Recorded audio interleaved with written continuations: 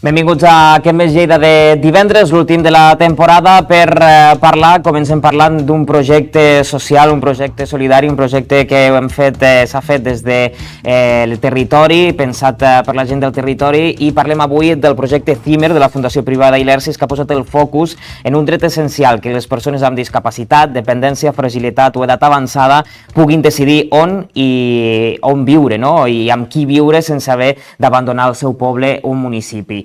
Parlem d'aquest projecte amb tres persones que estan entregant-lo i que al final han treballat dins del projecte. Sí que vaig saludant a la Fina Marc, aquí a la taula de tertúlia, que és adjunta a la gerència de la Fundació Privada Ilersis. Bona nit, Fina. Bona nit. També saludo l'Alba Lucas, que és directora tècnica del Centre Ocupacional. Bona nit, Alba. Bona nit. I també saludo l'Eugenio Rojas, que és coordinador d'aquest projecte CIMER. Eugenio, bona nit. Bona nit. Comencem parlant de com s'arriba a fer aquest projecte, com s'estudia, com es vertebra i com s'arriba a les conclusions que s'arriben des de la Fundació Ilersis. Si vols començar, Fina. Sí, aquest projecte és un projecte més dels que desenvolupa la Fundació. És un projecte per nosaltres molt especial perquè culmina amb l'evolució d'una manera de fer que es concreta en uns objectius estratègics que parteixen, per dir-ho així, del 2018-2020, que han anat evolucionant amb suports molt enfocats a les necessitats reals de les persones, i quan parlem de les necessitats reals de les persones ens plantegem com les hem de recollir. Aquí comença un projecte de Living Lab amb els agents que intervenen en la Fundació, que al seu moment fem la presentació a Lleida dels resultats d'aquest projecte i ens dona que hem de millorar el suport a les persones d'una manera més individualitzada del que ho estàvem fent fins a llavors, que consideraven que ja ho estàvem fent, però que encara ho hem d'evolucionar més. I això ens porta a explorar vies conjuntes que evolucionen el projecte CIMER. És un projecte europeu, és un projecte que alinea les necessitats de diferents entitats del territori de Catalunya i de França, que ens porta a descobrir les necessitats, els reptes dels entorns rurals pel que fa als suports a la dependència, als suports a les persones perquè puguin continuar vivint a casa seva. I és un projecte més d'Ilersis perquè assume d'altres projectes que en aquest període de temps Ilersis impulsa, com són el Casa Meva, que està relacionat amb que les persones puguin defugir de grans institucions i viure a casa seva encara que tinguin una situació de dependència important, i el projecte d'assistència personal, que també d'alguna manera pretén això, aquesta atenció individualitzada amb les persones, però dins de la comunitat, i donant molta rellevància als agents de la comunitat perquè això sigui possible. Faig un salt a l'Eugenio, que és el coordinador del projecte, perquè m'expliquis els resultats que heu obtingut després d'aquestes investigacions, després de fer 8 Living Labs i 40 tallers participatius. Quins resultats heu obtingut? Doncs mira, una de les coses més curioses és que sigui a una banda, sigui a l'altra del Pirineu, sigui un país, sigui l'altre, sigui una cultura, sigui l'altra, al final les necessitats que ens han demostrat, que ens han transmès les persones amb discapacitat, les persones grans amb necessitats, són les mateixes, venen a ser similars. Hem fet un recull en els 8 Living Labs que s'han fet en el territori, cada un d'ells amb 5 sessions, o sigui, per tant, 40 sessions de treball amb tots ells, i amb una capacitat de repetir de la gent i amb un interès molt elevat, tot s'ha de dir. Hem recollit fins a 42 propostes que van en amplis ventalls, o que hem fet grups, però dels que, per exemple, cal destacar una necessitat que és la necessitat de mobilitat. És a dir, quan vius en zones rurals, quan vius en una zona, i ja, per exemple, si vius en zones de muntanya, les persones grans necessiten poder desplaçar-se d'un lloc a l'altre. Necessiten, per tant, mobilitat. Necessiten adaptacions de les seves residències. Volen viure a la seva casa, no volen desplaçar-se, perquè a més hi ha una diferència respecte a les zones urbanes, i és que a les zones urbanes no acabes de trencar el teu àmbit, tot i que t'institucionalitzis. Si ho fas en un àmbit de muntanya, segurament tens que anar-te a una residència a uns quants pobles més enllà. No volen això, però per això necessiten que les seves vivendes estiguin totalment adaptades. Necessiten formació, necessiten saber que hi hagi gent formada per poder atendre'ls a casa. I això repeteix a una banda i a l'altra. I necessiten també, òbviament, que hi hagi polítiques que desenvolupin tot aquest tema de l'ajuda personal, de la persona d'assistència, que puguin tenir algú que els hi acompanyi en aquesta etapa en la que poden viure, però necessiten algun tipus de suport a domicili. Ja dic, fins a 40 resultats, molt interessants tots ells, i que Cimera en principi no deixa de ser només que el primer pas. A partir d'aquí hem d'anar generant altres projectes que permetin, i altres accions que permetin desenvolupar totes aquestes accions que han sortit. Quan ha durat el projecte de temps? El projecte encara no s'ha acabat, el projecte és de l'any 24, 25, 26, o sigui que acabarem el 31 de desembre durant 3 anys de treball intens.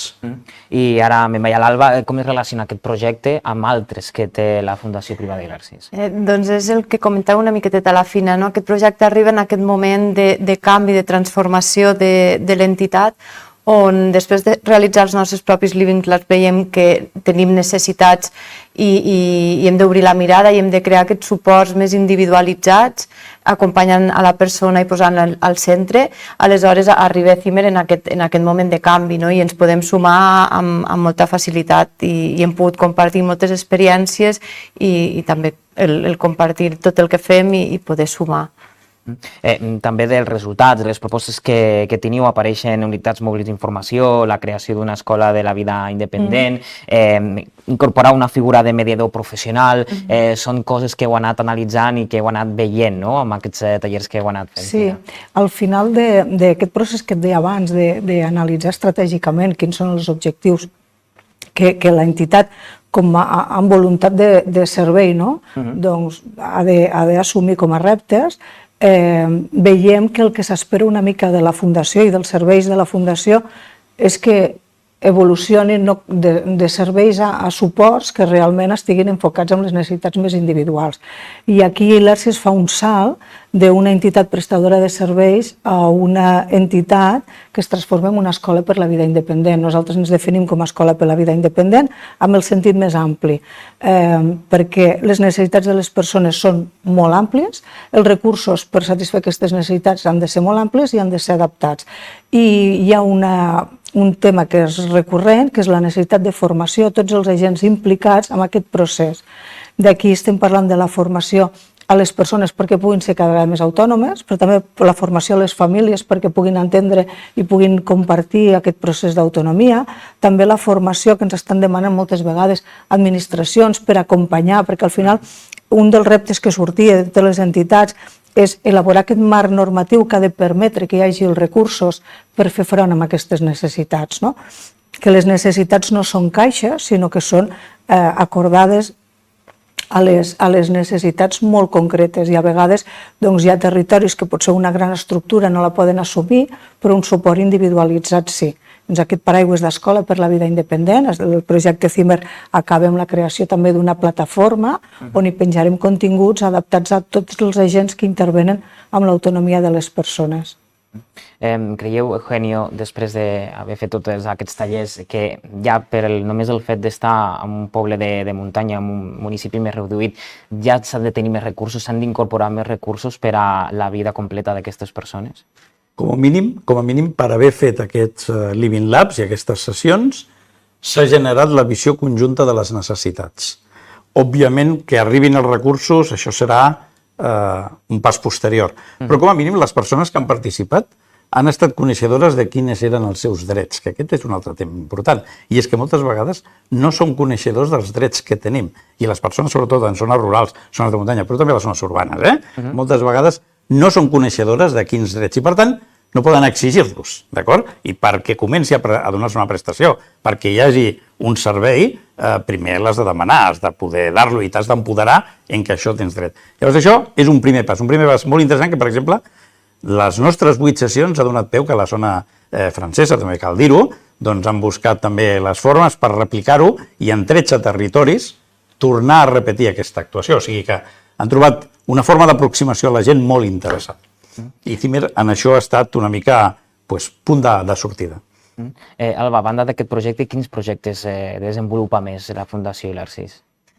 Com ha dit la Fina, a nivell de... tenim una sèrie de recursos i de serveis que oferim a les persones amb discapacitat intel·lectual.